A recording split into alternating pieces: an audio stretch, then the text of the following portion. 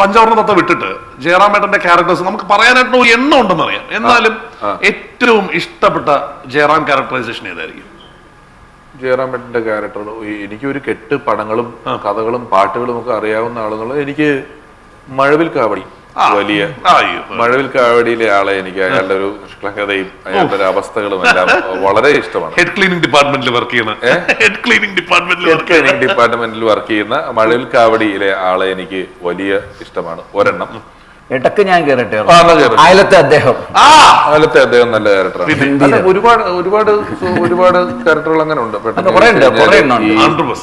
ഒരു നമ്മുടെ ഒരു 95ന്റെ പകുതിയിൽ ഒരു നിരന്തരം ഹിറ്റുകൾ എന്ന് പറയില്ലേ, ഒന്നേ അടുത്തത് ഹിറ്റ്. ഞാൻ എപ്പോഴും പറയും വൈക്കത്തഷ്ടമിക്കേണ്ട സമയത്ത് അവിടെയുള്ള തിയേറ്ററിൽ ഷോയ്ക്ക് സമയമില്ല. കാരണം അവിടെ ഈ എക്സിബിഷനും മറ്റേതൊക്കെ ആള് നിറയുന്നതനുസരിച്ച് നടക്കുവാണല്ലോ. അതേപോലെ തിയേറ്ററും അങ്ങനെയാ, നിറയുന്നതനുസരിച്ച് ഒരു ഷോ കഴിയുമ്പോൾ അടുത്ത ഷോയുടെ ആള് പുറത്തുണ്ടാവും.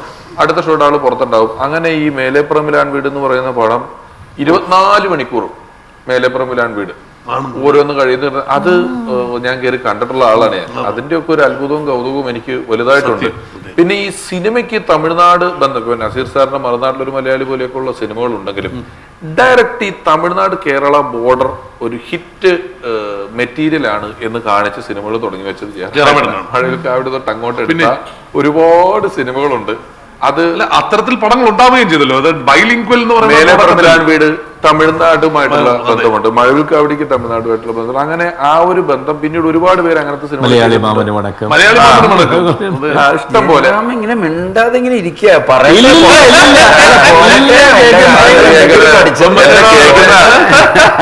എട്ടക്കൊരു സാധനം പറഞ്ഞെന്നുള്ളൂ. സ്ഥിരമായിട്ട് പറയുന്ന ഇതാണ്, ഇതൊക്കെ പുതിയതായിട്ട് കിട്ടുന്നില്ല. പക്ഷെ ജയറാമേട്ടൻ ഈ പറഞ്ഞ പോലെ ഈ കാലഘട്ടത്തിൽ നേരത്തെ പിഷാരടി പറഞ്ഞതുപോലെ ഒരുപാട് രസകരമായ എന്തൊരു ചെറിയ കാര്യമാണെങ്കിലും പറഞ്ഞാൽ പോലും ഞാനത് ഫുള്ളായിട്ട് കേൾക്കും. ഇത്ര ഒരു രസകരമായിട്ടൊരു സാധനം പ്രസന്റ് ചെയ്യാൻ ഭയങ്കര ഞാൻ കേട്ടോ. പിന്നെ പാട്ടുകളുടെ ഒരു ധാരാളിത്വം എന്ന് പറയുന്നത് വലുതാണ്. ജയറാമേട്ടനെ സംബന്ധിച്ച് നമ്മുടെ എക്കാലത്തെ മികച്ച മ്യൂസിക് ഡയറക്ടേഴ്സിന്റെ എല്ലാം പാട്ടുകൾക്ക് ലിപ്പ് കൊടുത്ത് അഭിനയിക്കാൻ, ദാസേട്ടന്റെ എത്രയോ പാട്ടുകൾക്ക് ലിപ്പ് കൊടുത്ത് അഭിനയിക്കാൻ പറ്റുക, സൂപ്പർ ഹിറ്റ് പാട്ടുകൾക്ക് ലിപ്പ് കൊടുത്ത് അഭിനയിക്കാൻ പറ്റുക എന്നൊക്കെ തുടങ്ങിയ ധ്വനി സിനിമ തന്നെ വലിയൊരു തുടക്കമാണ്. നല്ല സിനിമകള് അത് ജയറാമിന്റെ തുടക്ക കാലഘട്ടത്തിൽ 4ാമത്തെ സിനിമയാണ് ധ്വനി എന്ന് പറഞ്ഞ സിനിമയില്. അതും നസീർ സാറിന്റെ കൂടെ. കാരണം നസീർ സാറിനെ കാണാൻ പോയത് ഗൾഫില് ഞാനും ജയറാം കൂടെ ഞങ്ങള് കലാഭവന്റെ പ്രോഗ്രാം കഴിഞ്ഞു. ഞങ്ങൾക്ക് കൈരളിയുടെ ഒരു സ്വീകരണം അച്ഛനും ആവേലച്ഛനും ഞങ്ങൾക്ക് കിട്ടി. അപ്പൊ ആരോ പറഞ്ഞു നസീർ സാർ താഴെ വന്നിട്ടുണ്ട് എന്ന് പറഞ്ഞു. അങ്ങനെയല്ല, നസീർ വന്നിട്ടുണ്ടോ പറഞ്ഞില്ല. അന്നത്തെ പ്രായത്തിൽ അങ്ങനെയാണല്ലോ നമ്മൾ വിളിക്കണം. അപ്പൊ ഞങ്ങൾ ഓടി വന്നപ്പോ സാക്ഷാൽ നസീർ സാർ ഒരു കാറിലിരിക്കുന്നു. അല്ലേ, കാണാൻ വേണ്ടി പോയി. അത് പിന്നെ കാണാൻ പോയത് ഞാൻ. പക്ഷെ താഴെ വന്ന് കണ്ടു. അപ്പോഴാ പറഞ്ഞ ഒരു ടൈം. അപ്പം ജയറാമിന് നിർബന്ധം എന്തായാലും നേരിട്ട് കാണണം. ആഗ്രഹം നമുക്കുണ്ട്, പക്ഷെ ആങ്സൈറ്റി കൂടുതൽ ചെയ്യണം. പിറ്റേ ദിവസം നമുക്ക് ഒരു ഡേറ്റ് തന്നു. ഞാനും ജയറാം കൂടെ പോയി കണ്ടു, സംസാരിച്ചു. അപ്പൊ അദ്ദേഹത്തിന്റെ മുമ്പില് ഈ അന്നൊന്നും ഒരാളുടെ ശബ്ദം വേറെ ആൾ അനുകരിക്കുന്നത് കേട്ടിട്ടുള്ള ഒരു അനുഭവം ഇല്ല. നസീർ സാറിന് ഇല്ല, ആർക്കും ഇല്ല. എല്ലാവരും പുള്ളിയോട് അദ്ദേഹത്തോട് പറഞ്ഞിട്ടുണ്ടായിരുന്നു ഇങ്ങനെ കലാഭവനിൽ ഒരാള് അതേപോലെ കാണിക്കും. അതെ. അപ്പോഴാണ് ഫസ്റ്റ് പോയിട്ട് പാം ബീച്ച് ഹോട്ടലിൽ ദുബായിൽ ഒരു നല്ല ബ്രൗൺ സഫാരി സൂട്ട് അങ്ങനെ വരൂ എന്നെടുത്ത് പറഞ്ഞു.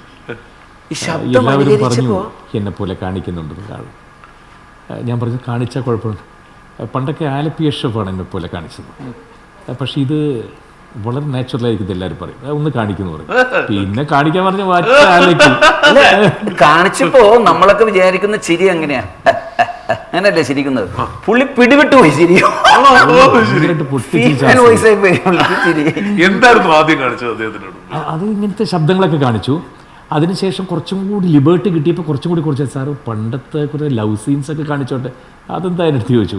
അല്ല, പണ്ട് ഷീലാമ്മയുടെ പുറകെ പോയിട്ട് ഈ കല്ലെറിഞ്ഞ് വിളിക്കും. അതെ. എന്നിട്ട് ആ കല്ല് കൊള്ളുന്നത് ഷീലാമ്മയുടെ മേത്ത് കൊള്ളില്ല. അപ്പുറത്ത് പൊന്നമ്മ ചേച്ചി ആരെങ്കിലും മൊറവായിട്ടിരിപ്പുണ്ടോ, അമ്മയുടെ മേത്തായിരിക്കും കൊള്ളുക. ഒരു ലവ് സീൻ അതായിരിക്കും. പോയിട്ട് ഇങ്ങനെ ഇടുകയും അമ്മയെ കൂടെ അയ്യോ എന്ന് പറഞ്ഞ് ഇങ്ങനെ പോകാതെ. ഓ, അങ്ങനെ ഉണ്ടല്ലേ, അത് അമ്മയുടെ മേത്താണോ കൊള്ളുന്നത്? ഞാനതൊന്നും കണ്ട അങ്ങനെ എല്ലാം പുള്ളി. പിന്നീട് ശരിക്കും മരണം വരെയും വലിയൊരു ആത്മബന്ധം ഉണ്ടായിരുന്നല്ലോ അല്ലേ? ഒരുപാട് ധ്വനി സിനിമ കഴിഞ്ഞിട്ടാണെങ്കിലും എപ്പോഴും എനിക്ക് തോന്നുന്നു പലപ്പോഴും പറഞ്ഞു. അങ്ങനെയില്ല, വീട്ടിലേക്കൊക്കെ ക്ഷണിച്ചു, അത് പോകാൻ പറ്റിയില്ല, അതിന് പാവം അദ്ദേഹം പിന്നെ ഉണ്ടായില്ല. അതാണ് മറ്റേ ചിലരെ പറ്റി പറയുന്നല്ലേ, ഈ പ്രസാദേട്ടൻ ഒരു തുമ്പയാണ്. ഒരുപാട് റോക്കറ്റുകൾ അവിടെ ബഹിരാകാശം വരെ പോയിട്ടുണ്ടെങ്കിലും തുമ്പ തിരുവനന്തപുരത്ത് തന്നെ ഒരാളാണ് പ്രസാദേട്ടൻ. അതിൽ വലിയ സന്തോഷമാണ്. ചിലർക്ക് എപ്പോഴും മറ്റുള്ളവരുടെ വളർച്ചയിൽ എല്ലാവരും ഒരുപോലെ സന്തോഷിച്ചോളണം എന്നുള്ള നിർബന്ധമില്ല. ചിലർക്ക് അതിലൊരു ഒരു വേദനയൊക്കെ ഉള്ള മനുഷ്യ സഹജമാണ്. അതൊരു പരാതിയൊന്നുമല്ല പറയുന്നത്. പക്ഷെ അതില്ലാത്തത് മനുഷ്യ സഹജമല്ല.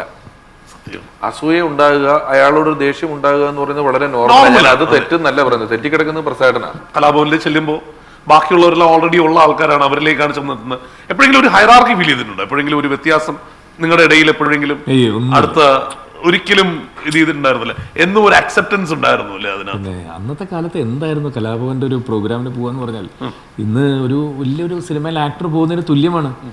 ഓരോ ഫൈനാൻസ് സൊസൈറ്റിയിലും ചെന്ന് ഇറങ്ങുമ്പോൾ ഞങ്ങൾക്ക് കിട്ടുന്ന വെൽക്കം എന്താണെന്ന് അറിയാമോ? അന്ന് വേറെ ഒന്നുമില്ലല്ലോ. ഞാൻ പറയുന്നത് 40 വർഷങ്ങൾക്കുമുള്ള കാര്യമാണ്.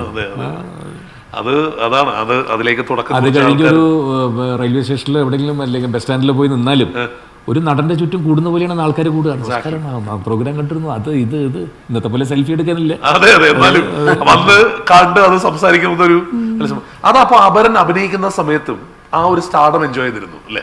അവരൻ അഭിനയിക്കുന്നതിന് മുമ്പ് പത്മനാഭൻ സാർ പറഞ്ഞത് ഇതോടുകൂടി മിമിക്രി വിട്ടേക്കണം എന്ന് പറഞ്ഞു. അതൊരു ഐഡന്റിറ്റി ഇല്ലാത്തൊരു കലയാണ്. വേറെ ആളെ പോലെ നടക്കുക, വേറെ ആളെ പോലെ കാണിക്കുക. സോ നീ അതങ്ങ് വിട്ടേക്കണം, നീ അത് വേണ്ടെന്ന് എന്ന് പറഞ്ഞിട്ട് സാറ് തന്നെ കുറച്ച് കഴിയുമ്പോൾ പറയും, ആ പ്രൈം മിനിസ്റ്റർ ഒന്ന് കാണിക്കട്ടെ, സാറില്ല വിട്ടേക്കാൻ പറഞ്ഞു. അല്ല ഇങ്ങനെയൊക്കെ കാണിക്കാം, മനസ്സിൽ അങ്ങോട്ട് ഇറക്കി പത്മനാഭൻ സാറിന്റെ ശരിക്കും പറഞ്ഞാൽ ശോഭനയെ നോക്കി കാണിക്കേണ്ട പല ആക്ഷൻസ് പത്മനാഭൻ സാറിനെ കണ്ണി നോക്കിയാണ് ചെയ്തിട്ടുള്ളതെന്ന് പറഞ്ഞു കേട്ടിട്ടുണ്ട്. സത്യമാണ്. 2C ക്യാമറയില്ലേ തൊട്ടടുത്ത് വെച്ചിട്ട് സാറിന്റെ വല്ലാത്തൊരു കണ്ണാണ്.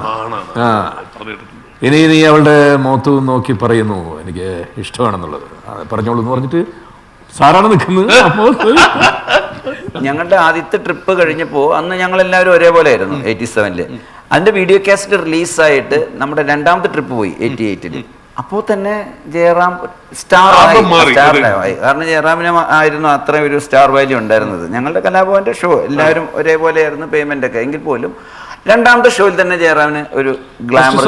സെക്കൻഡ് ഷോയ്ക്ക് ഞങ്ങൾ പോകുമ്പോൾ തന്നെ ഓൾറെഡി അവരെന്നുള്ള സിനിമ കമ്മിറ്റ് ചെയ്തിട്ടാണ് പോകുന്നത്. രഹസ്യമാക്കി വെച്ചിരിക്കുന്നത്, പുറത്ത് പറഞ്ഞിട്ടില്ല, ആരോടും പറയണ്ടെന്ന് പറഞ്ഞിരുന്നു. പക്ഷേ അകത്തുള്ള എല്ലാവർക്കും അറിയാം, സൈനുദ്ദീനും ബാക്കി എല്ലാവർക്കും അറിയാം. അതിനോട് ഞങ്ങളൊക്കെ ഒരുമിച്ച് താമസിക്കുന്ന സ്ഥലത്ത് സൈനുദ്ദീൻ വെറുതെ രാവിലത്തെ പേപ്പർ എടുത്തിട്ട് ആ കലീസ് ടൈംസ് ഒക്കെ എടുത്ത് വെച്ചിട്ട് പറയും, പത്മരാജന്റെ പുതിയ നായകൻ കൊള്ളാലോ, ഞാൻ അത് കണ്ടിരുന്നോ, പുതിയ ആളെ വേറെ ഇട്ടല്ലോ, ഊട്ടി